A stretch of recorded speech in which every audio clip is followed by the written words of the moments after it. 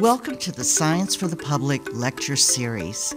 Science for the Public is an organization committed to bringing science information and issues to the general public. Visit our website for our program listings and blog.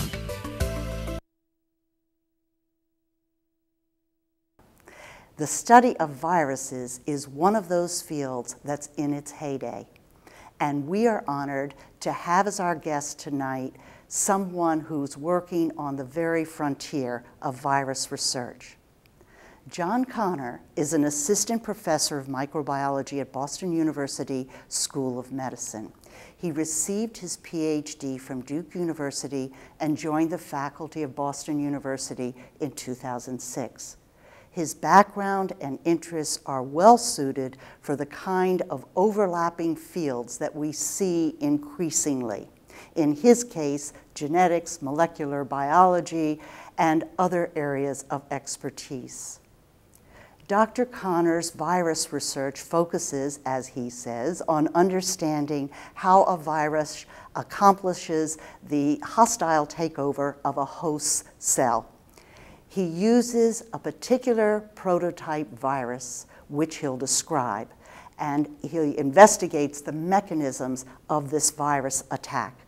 But in addition to unraveling these very complex processes, Dr. Connor's research is geared toward the development of potential antiviral drugs and vaccines. We are very pleased to welcome Dr. John Connor.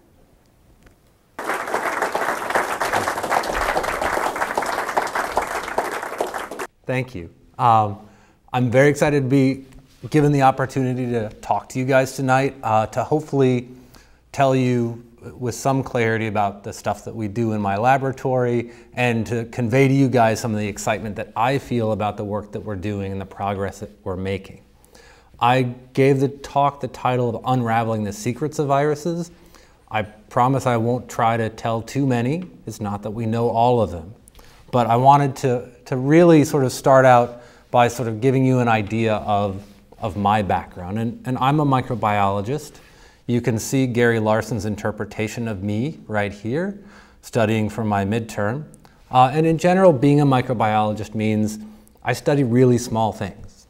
And in my case, I study viruses. And I wanted to spend a moment distinguishing viruses from bacteria.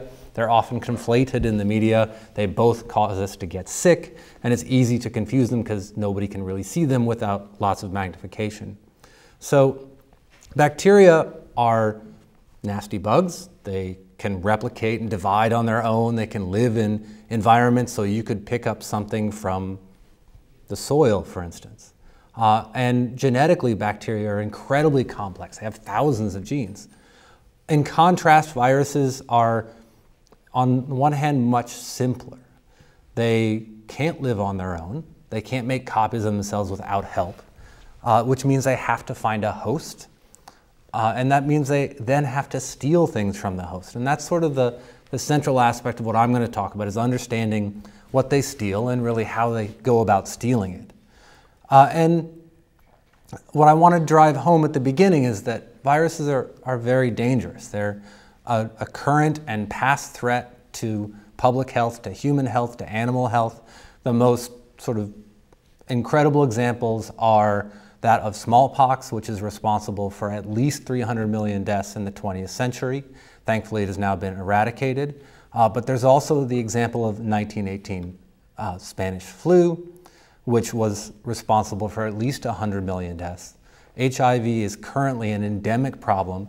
And these are just essentially the large hitting infectious disease stories from a virus standpoint. There are also additional stories that most of you have probably heard of. There are a lot of emerging viruses, from H1N1 flu, which we heard a lot about over the last couple of years, to the SARS coronavirus, to Ebola and Marburg, the Lassa hemorrhagic fever virus. And all of these viruses are things that are really, they come out, they hit the public in various different ways, from the scare that surrounded the SARS response to the real danger and worry that surrounds potential hemorrhagic fever virus outbreaks. Here you can see in the picture over to the right, this is a team going out to try to identify whether there is in fact an Ebola outbreak. You can see that they're all suited up. They have tried to cover every part of their body, and they're doing their very best to keep from being infected. So these viruses are incredibly dangerous, and because of that, I want to try and make the case that we need to know a lot more about them. For instance, how do they make us sick, and how do we detect them as quickly as possible? And I'm particularly interested in how we might develop new vaccines, new treatments to keep you well, and also how we might limit them so that they can no longer cause disease. And the central aspect of this is, as I sort of alluded to in the first slide, is viruses are really a paradox. They're both very simple, but they're very complex. So they're tiny, they're microscopic, and they're very genetically simple. Many viruses have really small genomes.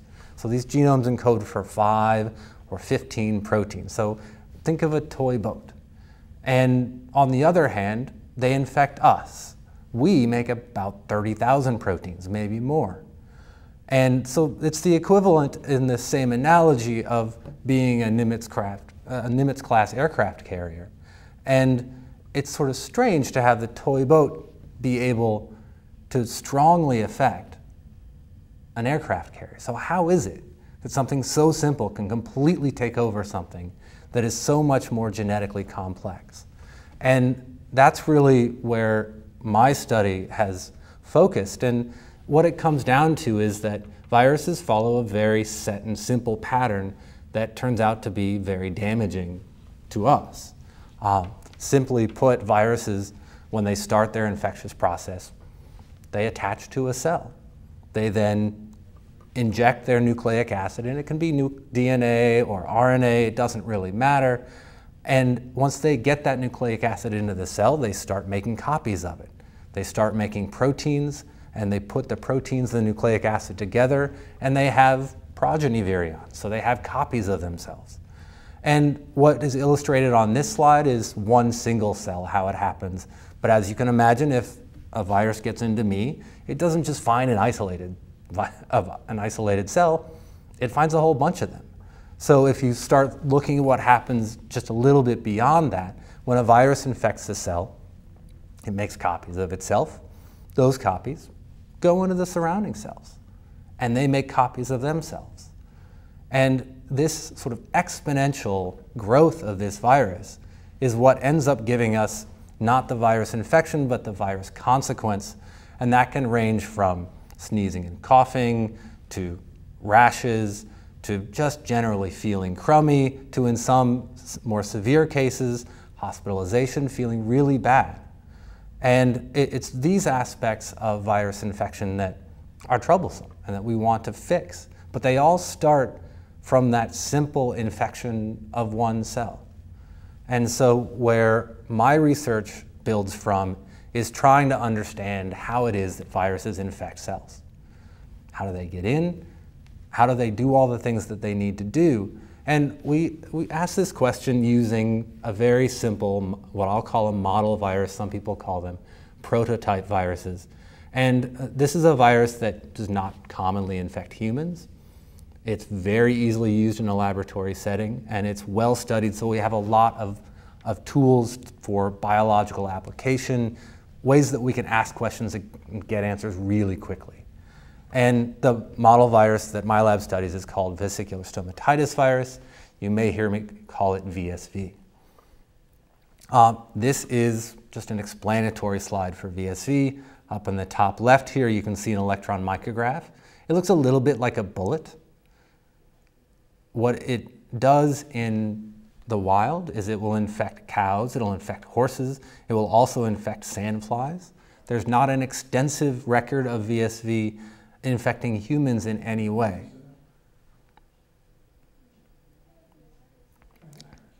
And so this is, in the bottom left, what I've drawn out or have really stolen from a website is a cartoon image of what the virus looks like on the protein level. And the virus makes 5 proteins. It makes one protein that sticks in a lipid envelope bilayer, And then it has several proteins that are responsible for wrapping up the genome and making copies of it. And those 5 proteins are all that the virus makes.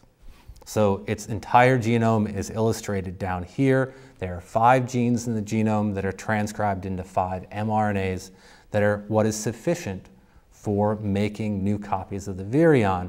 And all of this that the virus does, it does while replicating in only one part of the cell, and that is the cell cytoplasm.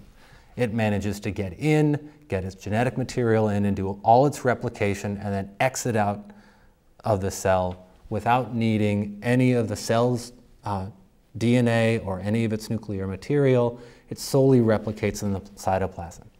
So reasonably simple, and yet still fairly complex. How is it that it does so many things with such a small group of proteins? And one of the reasons we ask these types of questions with the model virus is that I'm at a university, I do teaching, and so I train lots of people from an undergraduate level to graduate level to postdoctoral training, and I'm really committed to doing that, and I'm committed to doing that without infecting people and making them sick. So the strength of using a model virus is there's a very low risk of accidental infection. It's also a very simple genetic system, so we can make changes to it very easily. And one of the things that we've found over the years, and I don't mean to say that I have found, but that researchers have found, is that looking at these simple viruses has direct applications to other viruses, viruses that may be more pathogenic, may be less safe to work with in the lab. So things that we can do quickly and readily with a prototype virus can have implications for viruses from influenza to hemorrhagic fever viruses in a very short period of time. So I'm going to tell you 2 stories tonight. The first is going to be the identification of how virus and cell interactions work and how we figure that out. And I'm going to tell you only one part, and that is how VSV, how one virus takes over the protein synthesis apparatus. And the second story I'm going to tell you about is the development of next generation virus detection systems. And this is a story that involves the melding of multiple technologies that have emerged from Boston University to applying to detecting new viruses or even existing viruses. So story number 1 is the takeover of cellular processes. And this starts from the fact that viruses are good at doing some things. They're often found making their own DNA, their own RNA, and their own messenger mRNA. Messenger mRNA is really a blueprint for making proteins. And proteins are the engines or the workhorses of making new virions. However, mRNA has to be decoded. And it is decoded in the cell by a cellular machine called the ribosome. And there is no virus that makes its own ribosome. So all viruses, by definition, have to take over this cellular process. Somehow they have to trick the cell into opening this machine and translating its mRNA into protein for it. And as you can imagine, this is sort of a difficult challenge. And not the least of which is if you consider what happens when a virus enters a cell and makes some of its own mRNA, what it encounters is a cell that already has its own mRNA, and it's chock full of it. So if you have viral mRNA, there's just a little bit of it.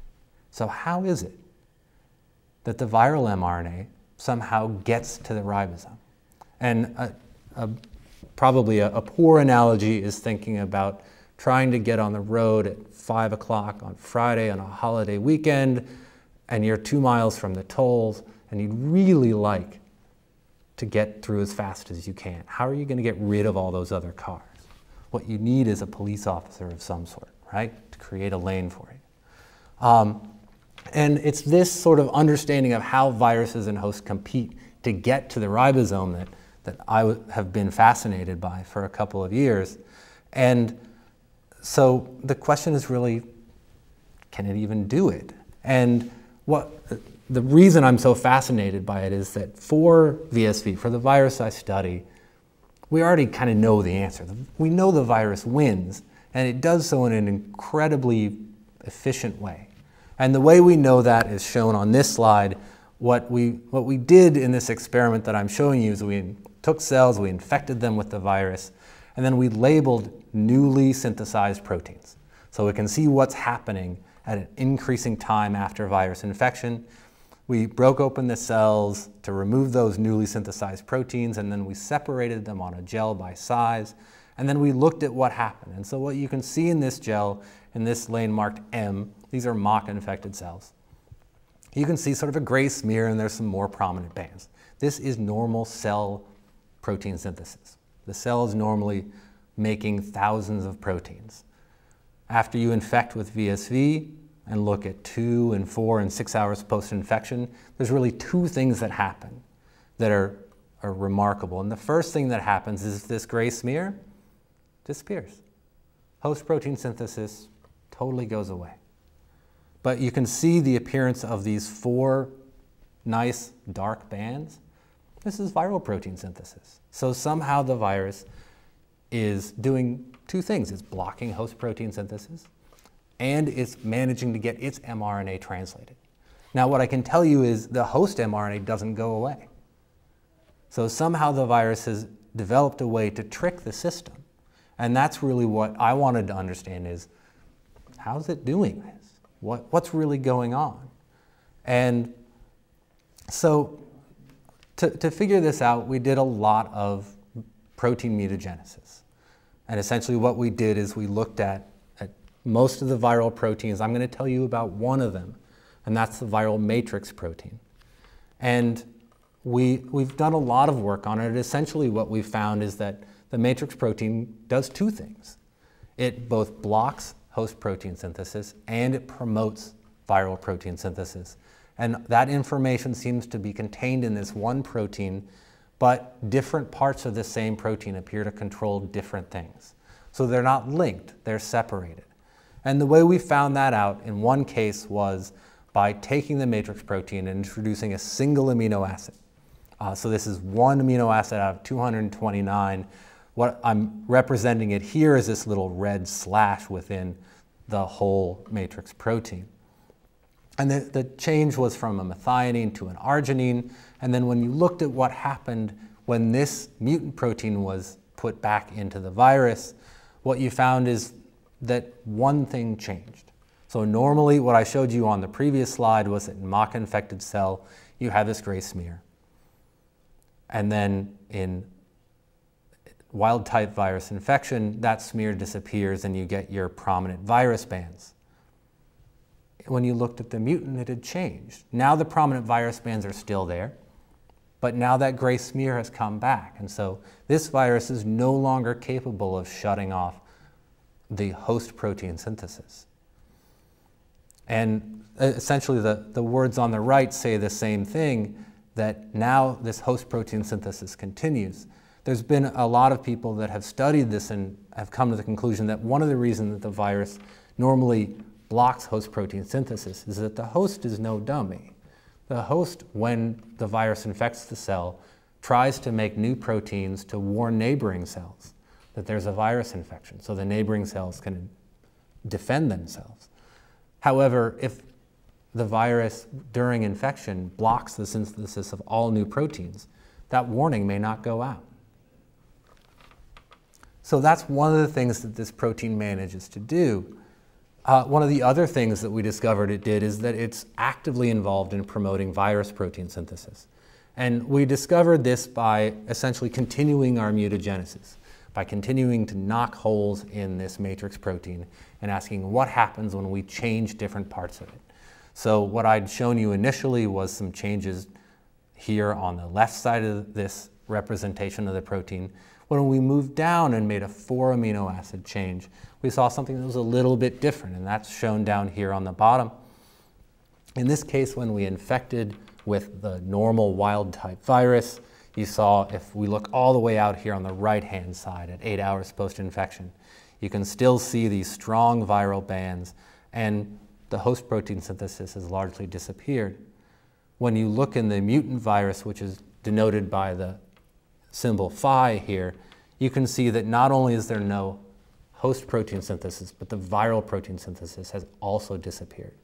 So what it argues is that this protein is really serving two functions. One function is that it's shutting off host protein synthesis. The other is that it is allowing viral mRNAs to be strongly translated.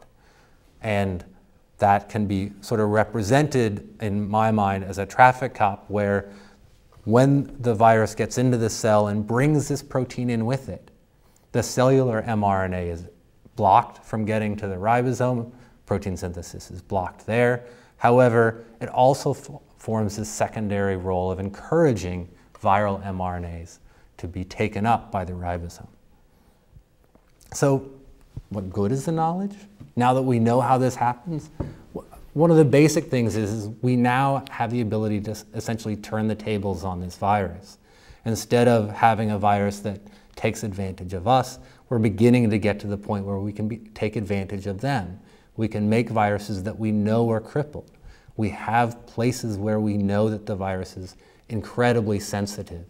And so we're now applying the knowledge to develop new antiviral drugs by blocking this protein, and also to develop new vaccines and new vaccine platforms based on viruses that have been weakened by including these mutations, by including these changes to the matrix protein that make the virus a little bit weaker. So that's the first story. The second story I wanted to tell you was about developing new and essentially faster ways to detect viruses. And this story actually comes from the existing problem that virus diagnostics can be improved. I'm certain all of us have gone to the doctor at some point and had the doctor say, you have a virus. And it often is much more comforting if you could know what type of virus. And the central problem is twofold. One is clinical symptoms of viral disease is not very specific. If you have the flu, it may present really clearly, but you may have a rhinovirus and it presents like the flu. And treatments for those different viruses are very, very different. And one of the complicating factors is while there are good tests to identify these viruses, they aren't really fast. They can take hours, some of them take days, and it would be really great to know by the time you leave the doctor's office. Just to drive home the point, there are really three main ways of diagnosing viruses right now. There is polymerase chain reaction, or PCR, ELISA, and cell culture. None of them are really something that are going to be right there at an outpatient clinic. All of them take somewhere between an hour and, in the case of virus cell culture, days. And they involve a certain amount of sample preparation, so you can't do it very simply. And while these are very powerful, they're also something that I think can be improved. And the reason I think they can be improved is that I've done a lot of late night research, and in some of my research, I discovered that the future has a very good virus detector. I found this guy, his name I think is Spock, and he was on this TV show, and he has this thing called a tricorder that I then found is going to be invented in the year 2500. And the tricorder is a very good virus diagnostic. You can identify and sequence a virus in about 30 seconds. And this is really what I think we need. So what I'm going to tell you today is how we're trying to work towards that. And I wanted to work toward that explanation by first explaining one of the workhorses that is currently used, and that is the ELISA. And the way an ELISA works is pretty straightforward. What you do is you take a sample and you expect in that sample is a virus somewhere. And in this case, the virus is a little green dot. And so you put in a little microtiter plate well an antibody that's anchored to the bottom of that well, and you wait a little bit for the virus to bind to that antibody. And after that happens, you put in a second antibody, and that also binds to the virus, but this second antibody has some sort of a label on it. It can have an enzyme that makes a color. It can have a fluorophore that glows under a certain type of light. and you'll get an answer. And these are really good. However, all these steps take time. So in the end, you're talking somewhere between 1 hour, 4 hours, sometimes even longer. And so how do you make it faster? And one of the things that I and my colleagues wondered is whether we could detect capture at this middle step, at virus binding to the antibody. Wouldn't that be great if we could just take off the whole right-hand part? So then the question becomes, how do we do it? And the answer is, how do we make, in this diagram, this little turquoise box detect virus binding? So the concept is that if you have something here and there's nothing binding to it, it will be dark. And then if you actually have binding, that somehow you will get that thing lighting up, that it will do something amazing that tells you, ha, something bound to this antibody. So it's a great concept. And we wanted to use something really simple. The idea being what we develop, we want to be able to be ported around anywhere. And so the requirements basically were that we wanted this to be very user-friendly. So it's got to be portable. It's got to be really simple to use. And it's got to use almost no power. It's got to be run off of a battery, like maybe a AA, but hopefully a AAA. And in theory, it has to be able to convert virus detection to something really easy, like me looking at something. And so really what I'm saying to you, all those descriptions boil down to, we need to find a little thing that's a few nanometers long, and I need to be able to see it. So I'm describing a light-driven nanoscale detection device. Great. So where do we find those? And it turns out you can find them at the Boston University Photonics Center. And so a short drive down the road brought me to talk to these guys, and I'm actually working with two of them right now. I'm working with Dr. Hatice Altug and Dr. Selim Unlu on two separate platforms, both of which are light-driven detection platforms. And I'm only going to be able to tell you about one of them, so I'm going to tell you about the plasmonic nanoholes. I think largely because I like saying that term. And so I'll tell you a little bit about what we're doing to develop a plasmonic nanohole-based virus reader. And the idea that this is based on is that plasmonic nanoholes are very interesting physical structures.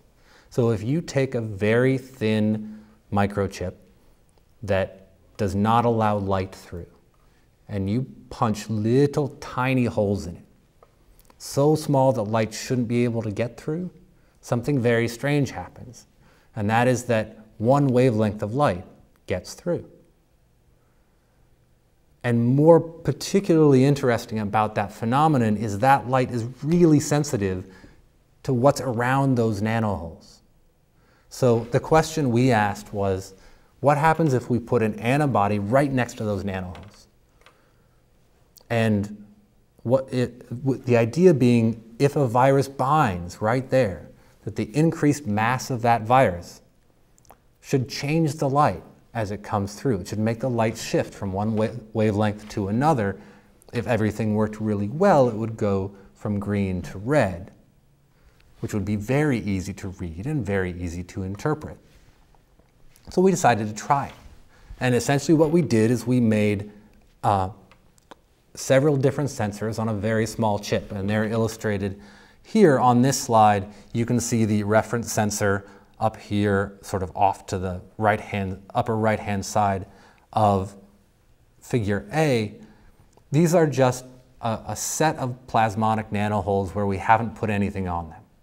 The ones in the foreground, we've put antibody right next to these nanoholes. And if you take the reference sensor shown here in A, and you look at light being transmitted through, you see this peak right about 700 nanometers, and if you add virus, that peak doesn't change. That's good. If we then look at this detection sensor, when we add virus and look and see what happens, now what we get is that in blue, you can see just what happened When we had antibody, when we add the virus, all of a sudden the wavelength shifts to the right. And that's the red line. And so what we have essentially is the demonstration of that principle. So we can put virus on these chips. These chips will detect that virus binding. What I'm showing you now is wavelength peaks, but this in the end corresponds to different colors, and we can modulate where those are in order to make those colors fit a very easy interpretation scheme. And so this is just an image of the current assay setup. At this point, we have a detector chip. That's the little plasmonic nanohole arrays that I talked about. You can see them down here. There's a quarter to the right, giving you an idea of what the size is. The detector chip is square. It's a little smaller than a quarter. So this is something that you could imagine wandering around with, being very easy to use. The reader that we have right now is right above it. It's a little bit larger. Right now it attaches to a microscope. And we're working on making this better. So at this point, what we can do is we can detect the model virus that I've told you. We can detect it purified. We can detect it in serum. We can detect it in saline. So it's a fairly robust detection system. And we have also validated detection beyond this model virus to show we can detect hemorrhagic fever viruses. We can detect pox viruses. So this appears to be a very generalizable platform, something that we can use very simply, very easily, and something that we hope we can begin to develop into the tricorder 0.1. What we're especially working on now is an easy-to-use graphic interface so that results can be interpreted fairly easily. And there's some debate as to what we should use. In general, the lab favors a small video screen. My daughter, however, has been very vocal in this, and she thinks that emoticons would be really effective. So that's about all I have to tell you, except to acknowledge that when I sit before you and speak, I don't speak about things that I did alone. I have a reasonably large lab that is illustrated over here, if I can get the cursor to move.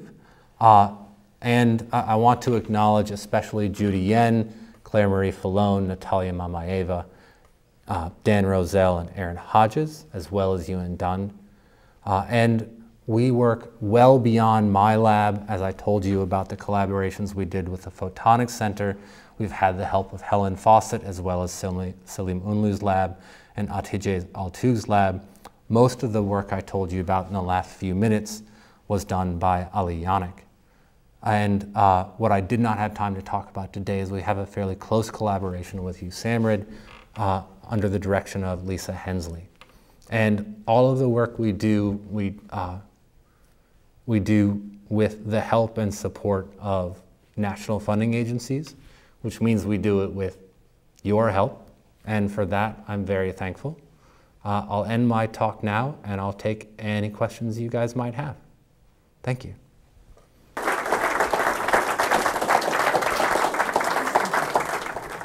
Yes. This may be a real dumb question, but you talk about holes that are so fine that they can detect different wavelengths. Yep. Are you talking about some kind of a material, or are you literally talking about an organism? So the question is, what is it? What do I mean when I say these plasmonic nanoholes? And I'll say first that this is technology that has been developed by Hatice Altough, and so she's much better at explaining this. But what I can tell you, and I should probably sit down and tell you, is that the general principle is that was developed a long time ago by a fellow named Beath, was that if you made holes small enough that so say you have visible light of a wavelength of about 500 nanometers. If you made a hole that was 200 nanometers, the light shouldn't be able to fit through that little tiny hole. I understand that, but how do you make a hole that size? So the question is, well, now how do you make a hole that's only 200 nanometers? It's like when we sent a small hole through a needle And so the answer to that question is you use a very high-powered electron beam. And that will make really tiny holes. And if you can control it enough, and people have put a lot of effort into this, you can control it so that you can make regular patterns of them. And the thing that's really strange is, even though light should not get through those holes, a wavelength does. And it's usually a very specific wavelength. And to my knowledge, nobody really understands exactly why. What we know is it happens. And the second thing we know is if we change the things that are around those holes, the light that is emitted on the other side of the chip changes. And so we're basically using that phenomenon. Yeah, I think it's pretty cool, personally. If you were to ask me in another, other people have asked me and my response has been magic. But that usually doesn't satisfy people. Because in the end, they want to know more than just something happens, poof, and it works. You want to know, well, how do we make more of them? Right? How do we make an entire sheet of these things, cut them into 1,000 pieces, and hand them out so that everybody can use them? And usually magic doesn't work very well as an explanation there.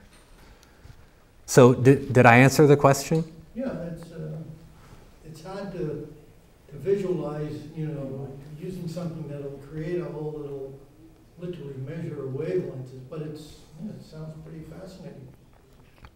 So far it's been very fun. You think of crystals or, you know, other prisms or other ways of looking at wavelengths. Of doing it. You guys are literally looking at it by size, which is pretty phenomenal. So that's one way. Another thing that we've done that, and this is the work with Salim Unlu, works on the idea of surface reflectance, which, have you ever seen a soap bubble and how you kind of see a rainbow?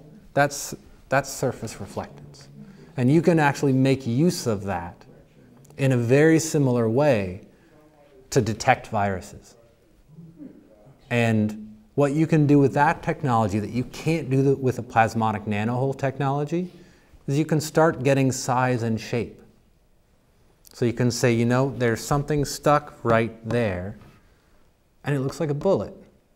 I bet it's VSV. Or you can say there's something stuck right there, and it's really big, and it's round, and it looks a lot like it's a pox virus. And so we've taken a couple of different avenues to try to apply these really cutting-edge engineering principles and physics principles to virus detection. And all of it centers around the idea that what we would really like to do is remove the need to label something. We'd like to be able to take something, put it in your sample, whether it's blood or serum or saliva, and then pull it back out and ask what's there, without having to walk back to a lab or put it in something that takes a lot of care and maintenance. And the real problem with putting labels on something is often it requires enzymes, and enzymes are really delicate. You usually have to keep them cold until just before you want to use them. And as you can imagine, if you are on vacation in Chile or Argentina, you might not want to carry that with you. You might want to just carry a small chip. And so that's what our goal is to have it be a much more simple detection device. And how close do you think you guys are to a detection device? So the question is, how close are we to having this working? And I'll give you the response I gave you a year ago. We're about a year away. Good response. So are you just like a little smidgen closer? Well, yes and no. Things are so small you can't measure. The problem being, every time we think we've got it, we don't necessarily have it. And there's a definite lesson to hubris and being overly confident. So when I say a year, I understand that it may not be. But so what we've done right now is we have this system, and we've gotten it to the point where we have a prototype. And we've taken the prototype, and it has worked in our hands. But that's not entirely fair because, of course, we developed it, and it's not like we're going to walk around to where everybody is. The goal is to have it be something that we can send to somebody else and have them work it. So now we've done that. So we've taken the machine and we've sent it off to somebody else. And now they're going to try it and see if they can get it to work. And if they can get it to work, then we're really on the way. If they can't, then we've got some more work to do. And I'd love to be able to tell you that we know the answer one way or the other, because in either case it's progress. Mm-hmm. But right now they're still testing. Pretty incredible. So are there more questions? Yes? I wonder if we could kind of switch from the technology back to sort of the, I guess, molecular biology. Yeah. I was fascinated by that matrix protein and how you were able to modify it to interrogate the cellular protein machinery. Right. And so I'm not quite sure how big that protein is, but we talked about making modifications along it. How did you decide where to make those modifications? So, or did you do the whole thing? So the question is, tell me more about matrix. How big is it? Why did you mutate the things that you mutated?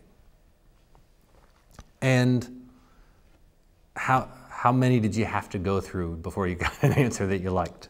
And the answer is several-fold. First, it's not just me that has approached the problem, and it's not just rational thought that has approached the problem.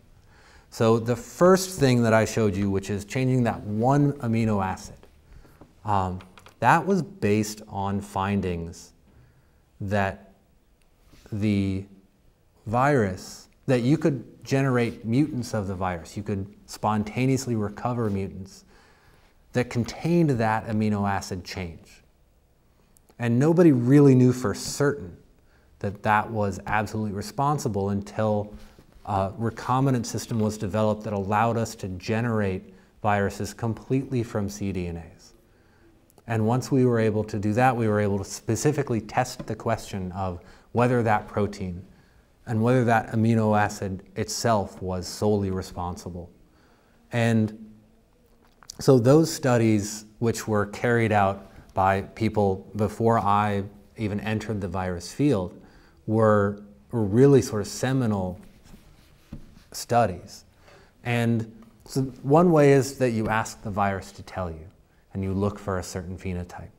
But the second part of the story is the second area that we mutated.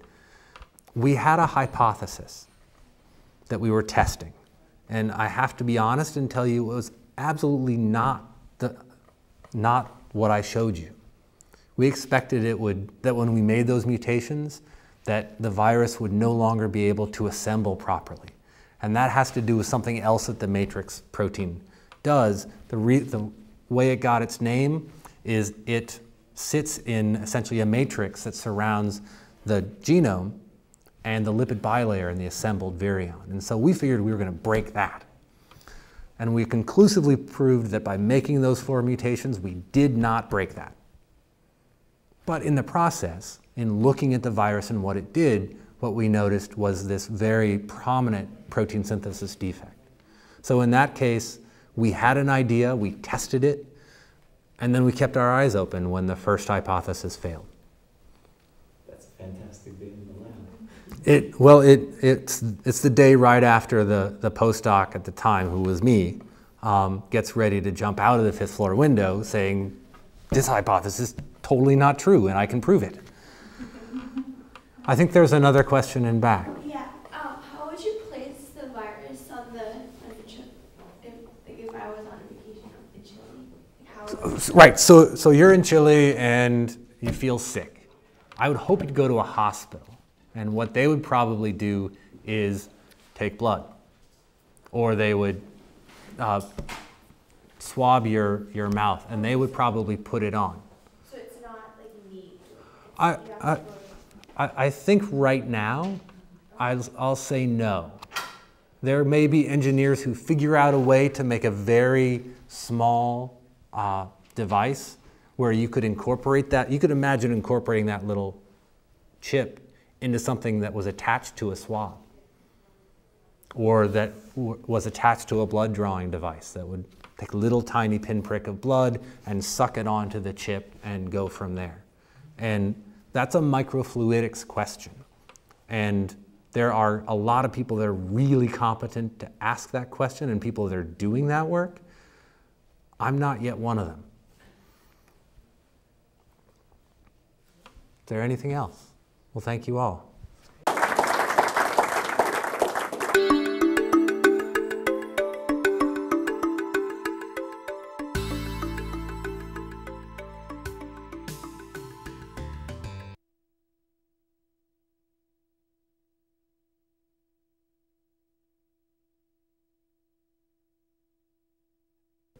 So what got me interested actually was college.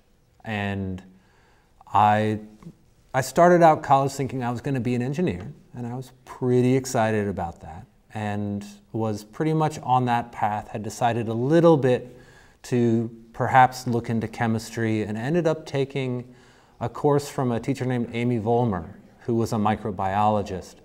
And Amy really just sort of brought alive the aspect of how intriguing and exciting bacteria and viruses are. And it set a seed, and it's a seed that didn't really germinate until well after I was in graduate school. And at that point, I began to really understand that's kind of what I wanted to look at and what I wanted to study. And so I moved directly to study viruses, to try and figure out what they do. And it's honestly been very fun. So the aspect of the work that I enjoy the most is actively changing. What I used to say was the best part was actually being in lab, doing experiments, looking at the results and designing what to do next. And while that's absolutely my favorite thing, unfortunately I get to do less and less of it. As I've become an assistant professor, as I have more teaching responsibilities, I get in lab less and less. And I think my colleagues will tell you, that's great. I just make a mess when I walk into lab. But what I really enjoy now is I get to work with a huge cadre of incredibly intelligent people. And now the work that I can do and can help get done spans a much broader picture. There's a lot more things that I can do and a lot more things that can get done. And one of the things that I talk about in the lecture is that we can bring together different disciplines, and that's something that I really can't do just myself. It needs a whole lot of people playing the same sandbox. And in my position now, I can help bring people together to play in that sandbox, and that's actually been very fun. The question of what's the greatest challenge, of course, has two levels, and one of the greatest challenges is the viruses, because they are a constantly changing adversary. You have a virus such as influenza, which you might be immune to one strain, but in a couple years, that same virus that we call influenza looks enough different that our immune system doesn't recognize it anymore. And so part of the real challenge is figuring out how to beat that type of adversary. The more direct question of what's most challenging to my laboratory is probably finding secure sources of funding so that we can spend the maximum amount of time doing the work and the minimum amount of time telling people what we plan to do and okaying that they think these are the right things to do. I think my lab has built a fairly good record of finding neat things and making honest advances. And the longer you leave us to it, I think the more we're going to be able to do. And so a lot of times what we're searching for is the freedom and the space to be able to get that done. So the question of why is it that people should know more about what we're doing comes down to the fact, I think, that when you open papers, when you look at what's happened over the past few years, there have been new emerging viruses. There's recently been a flu pandemic, and there are continually new reports of viruses we've never heard of that are coming out. And what's unique about viruses and is not true about bacteria is if you have a bacterial infection and you go to the doctor has something to prescribe for you. They don't even need to know what that bacteria is precisely. They can get a good ballpark guess and give you something that's likely to be effective. For viruses, that's not true at all. Most of us have had the experience where you go to the doctor and the doctor says, I think you have a virus. Go home. Take a couple aspirin. Call me if you feel worse. And there are a lot of people, I'm not the only one, who are working to try to change that situation, to make it so that we understand a great deal more about viruses so that we can stop the new ones that are emerging and so that we can control the ones that have become endemic and circulate in our population. And it's not really an easy process. I would love to say that I can come in on a Tuesday, get started, and we can have a vaccine or an antiviral drug to one or another virus by Friday. Unfortunately, it hasn't worked out that way yet. So I come in, my lab comes in, a lot of people come in every day, and we do our very best to find those new vaccines, to build the new antiviral drugs. But it's a time-consuming process, and there are a lot of things that we don't know about viruses that we need to understand first before we can design the effective drug, before we can make the good vaccine. And that's part of what I and my colleagues are trying to do.